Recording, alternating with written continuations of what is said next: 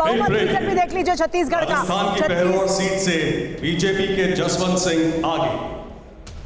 अब देखिए छत्तीसगढ़ का हम बहुमत मीटर भी आपको दिखा देते हैं। बीजेपी कितना दूर है बहुमत से। बीजेपी फिलहाल 25 सीट पर आ गए, तो 21 सीट उसे और चाहिए सरकार बनाने के लिए।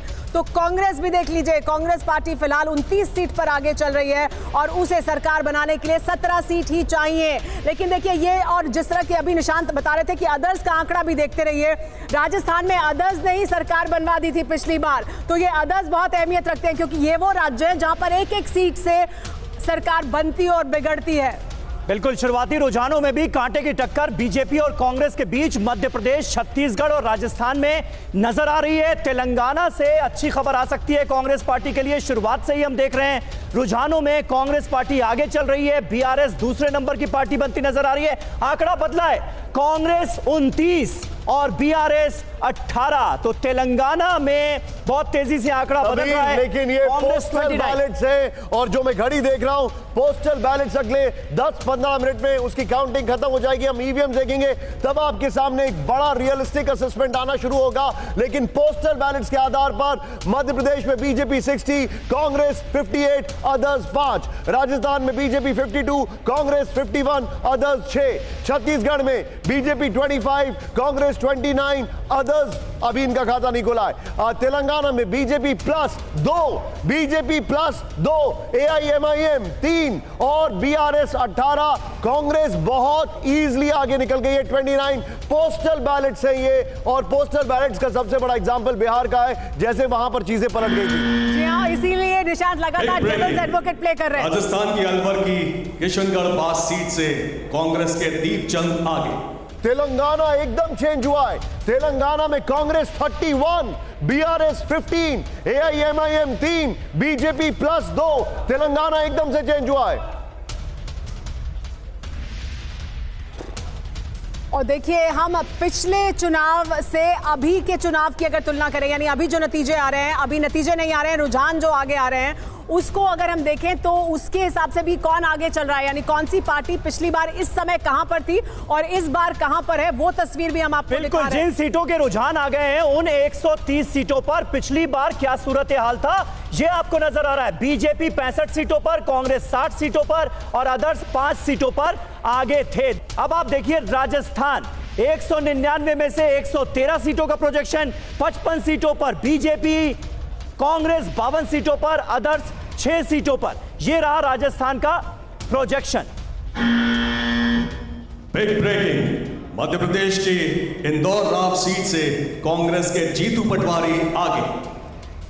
समीर एकाएक मध्य प्रदेश में चेंज हुआ है। मध्य प्रदेश में बीजेपी 65, कांग्रेस 60। मध्य प्रदेश में बीजेपी 65, कांग्रेस 60। ये प्रोजेक्शंस हैं। ये आपके सामने जो आप देख रहे हैं अभी, ये बेसिकली पोस्टल बैलेट्स हैं। बीजेपी 65, कांग्रेस 60 और अब मुश्किल से 10 से 15 मिनट का वक्त बाकी है जब ईवीएम्स खुलनी शुरू होंगी आपके सामने। लेकिन इस वक्त की बड़ी खबर, तेलंगाना पूरा चेंज हो रहा है। तेलंगाना पूरा टर्न अराउंड हो रहा है। Congress 33, BJP +2, BRS 16, AIMIM 3। ये बड़ी खबर आपके सामने है। बीजेपी राजस्थान में 55, बीजेपी मध्य प्रदेश में 65, बीजेपी छत्तीसगढ़ में 30। लेकिन और बिग पिक्चर में 152 और कांग्रेस 171, क्योंकि कांग्रेस और रायपुर की 7 सीटों पर बीजेपी आगे चल रही है। ये इस वक्त की